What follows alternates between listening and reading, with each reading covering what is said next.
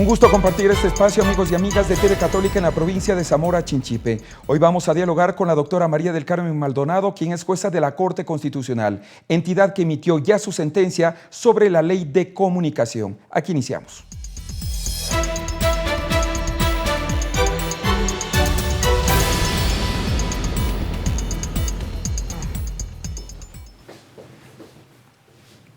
Muchísimas gracias, doctora. Para que la ciudadanía tenga un poco de contexto, el 14 de junio del 2013 la Asamblea aprobó la Ley Orgánica de Comunicación con 108 votos. Posteriormente, Luis Fernando Torres, Diego Cornejo y Farid Simón, en representación de varios ciudadanos, en diferentes momentos, presentaron 3 acciones de inconstitucionalidad ante la Corte Constitucionalidad a la LOC, o llamada también Ley Orgánica de Comunicación. Usted, como jueza ponente, el 21 de febrero de 2014, convoca a una audiencia pública que se realiza el martes 18 de marzo del 2014. Y aquí comenzamos ya con las inquietudes, ya que varios de estos ciudadanos dicen, nosotros no hemos sido informados, no se nos ha indicado cómo iba el proceso de sentencia. ¿Qué es lo que se realizó en esta audiencia, doctora? Bienvenida. Muchísimas gracias por la invitación y muy buenas tardes a todos. Bien, el proceso de la audiencia fue un proceso comprometido, porque se invitó a todos los ciudadanos a través de la página web para que todos quienes que deseen participar no solo en la diligencia de la audiencia, sino participar como terceros con interés durante la sustanciación de la causa, se inscriban, comparezcan, vengan a través de escritos o a través de peticiones para participar en la audiencia. ¿Cuántas personas aproximadamente participaron en esta audiencia? Que fue pública, entiendo. Fue una audiencia pública que se desarrolló en la sala de audiencias de la Corte y adicionalmente permitimos la inscripción o el registro de 8 personas entre instituciones del Estado y también colectivos sociales y adicionalmente ciudadanos. A partir de ello, ya el Pleno de la Corte Constitucional emite la sentencia el 17 de septiembre del 2014 y el 22 de septiembre se notifica la sentencia de conformidad, dice al artículo 30 del reglamento de sustanciación. Aquí viene otra inquietud. ¿Por qué se tardaron tanto? ¿Por qué mediante solo un boletín? Algunos de los actores políticos están mencionando, bueno, solo fuimos comunicados por un boletín, no conocíamos la sentencia, hemos tenido que esperar hasta exactamente el 22 de septiembre. ¿Por qué no se supo? Bien, porque al tratarse de un proyecto extenso y complejo, el debate en el Pleno fue un debate amplio, un debate muy rico, ya que todos los jueces desearon participar de él y aportar con sus observaciones y con sus incorporaciones. Entonces, el reglamento de sustanciación de procesos de competencia de la Corte Constitucional, en su artículo 30, establece que deberán transcurrir 24 horas entre la suscripción de la sentencia por parte de presidente y secretario y la notificación. La suscripción de la sentencia solamente se puede dar una vez que se han recogido todas estas observaciones. Entonces, el Pleno expidió la sentencia el día 17 de septiembre, se recogieron las observaciones jueves, viernes, lunes se notificó. Ahora sí vamos a lo medular. ¿Qué es lo que dice exactamente la sentencia, doctora? Bueno, el proyecto de sentencia la sentencia, mejor dicho, es absolutamente larga. Pero aquí vale la pena recalcar que la Corte expidió una sentencia aditiva y una sentencia sustitutiva. ¿Qué es esto?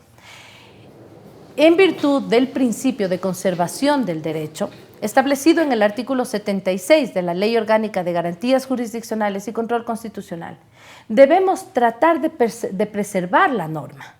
Adicionalmente, existe un principio que se trata de la declaratoria de inconstitucionalidad como último recurso. Y también el principio indubio pro legislatore. Bien, lo que se hace dentro del control integral, que constituye otro de los principios, es analizar el texto de la norma, cotejarlo con la Constitución. Y si encuentra una incompatibilidad, entonces cambiar una frase, sustituir o adicionar otras, de manera que así guarde plena conformidad con el texto. Fue demandado en la forma, así es, ¿no? Es en la forma y en el fondo. Y en el fondo. Y no se encuentra que existe inconstitucionalidad, salvo algunas frases que se están cambiando.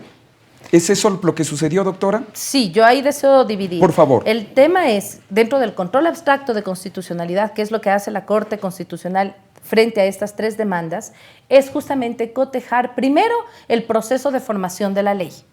¿Qué pasa en el proceso de formación? ¿Qué es lo que encuentran ustedes? Que la ley cumplió con todos los principios y reglas constitucionales y legales. Me refiero a los principios que se encuentran en la Constitución y también en la Ley Orgánica de la Función Legislativa. Mucho se ha dicho sobre este tema, Olga.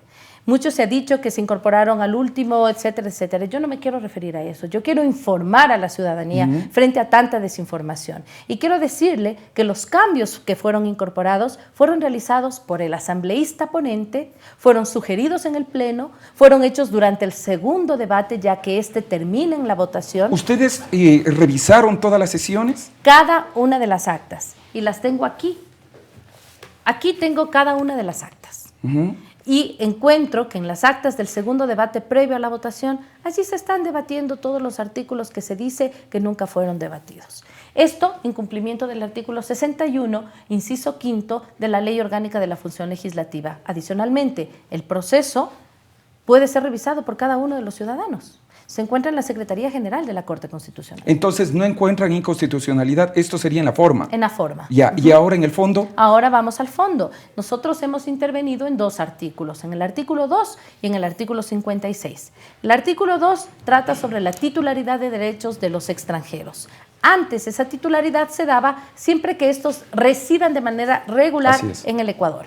Bien. La Corte Constitucional ha sustituido esta frase y ahora son titulares de derechos todos los extranjeros que se encuentran en el territorio nacional. De esta manera hemos armonizado el texto legal con la Constitución, específicamente con los artículos 9, 11 y el artículo 24 de la Convención Americana de Derechos Humanos. ¿Y la otra? La siguiente intervención es en el artículo 56, que trata sobre las atribuciones de la Superintendencia de la Información y Comunicación. En el numeral 3, dentro de estas atribuciones, constaba la potestad de esta entidad para solicitar información sobre sí mismos a ciertos actores dentro de la comunicación. Bien, para tutelar el derecho a la protección de datos personales y de comunicaciones personales y el derecho además a la intimidad personal y familiar, la Corte Constitucional ha establecido que se puede cumplir esa atribución siempre que sea dentro del proceso comunicacional de creación, de conformación de la información y la noticia y siempre que sea permitido por la ley. Doctora, la FENAPE, el presidente de la FENAPE, Marcelo Larrea, ha dicho y señala que esta sentencia descerebra la Constitución y carece de validez jurídica. Bueno, de lo que yo entiendo, un ciudadano no es quien otorga la validez o la invalidez jurídica de una norma.